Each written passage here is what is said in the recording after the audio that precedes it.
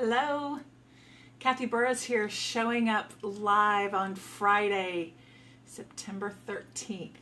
Friday the 13th. What an amazing day to have a transformation, right? You know, I have been thinking through this last week. It has been a week ago that I went to Tribe Conference.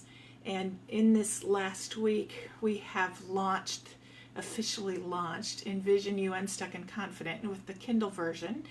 And in a week, 10 days, we're going to be launching the print versions. Hi, Tamala.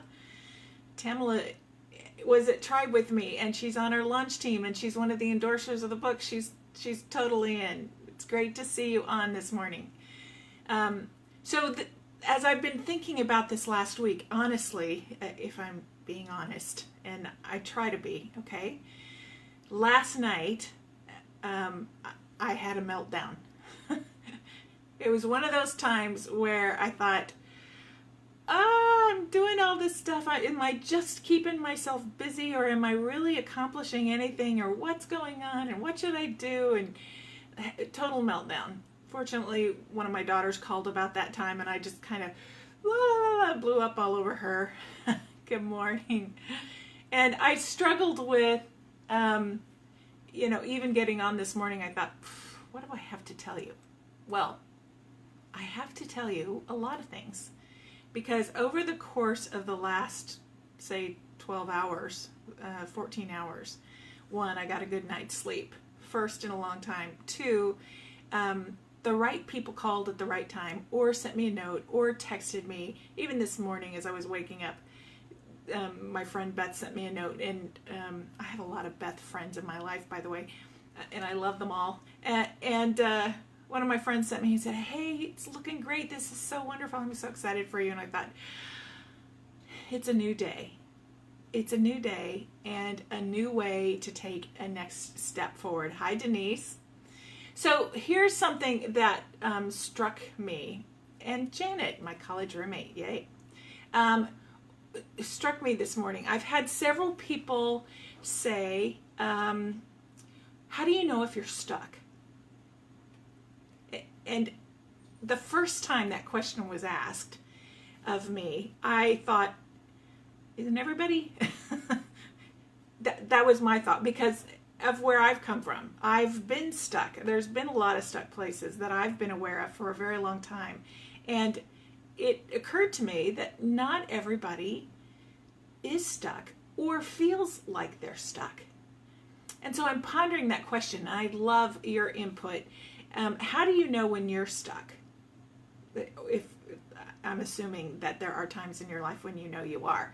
So here is my initial thought. I didn't know how stuck I was until I was trying to take a step forward. Okay, now there's some other things that have come to mind about this, but I didn't know I was stuck until I was trying to move forward. And then the stuck places began to reveal themselves. The limiting beliefs,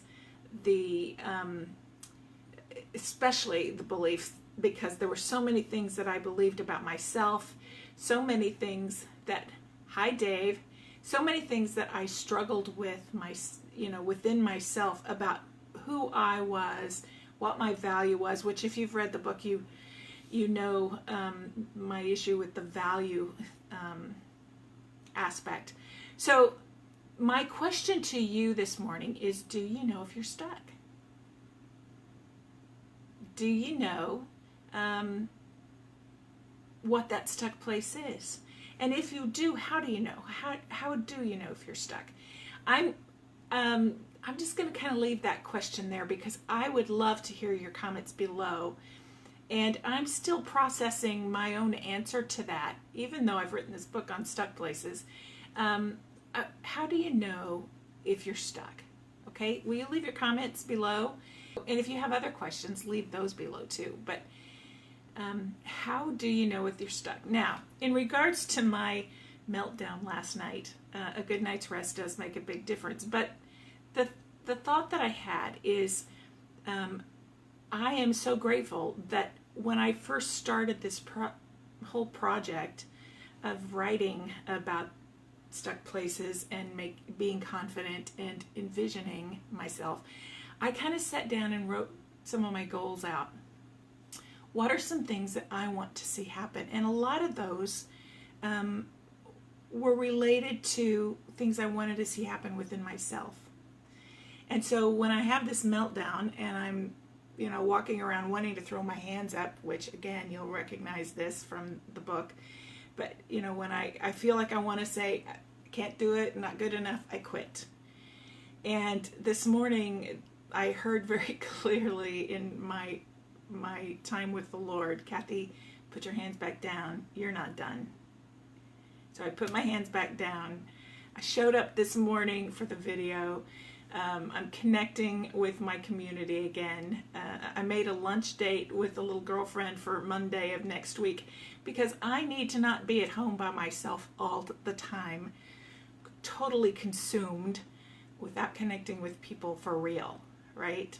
Those are some things I know about me, some things that I need to be aware of.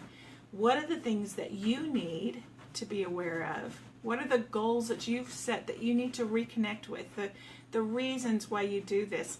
Hi, Becky. What are some of the things that keep your hand to the job, to the plow, as Scripture talks about?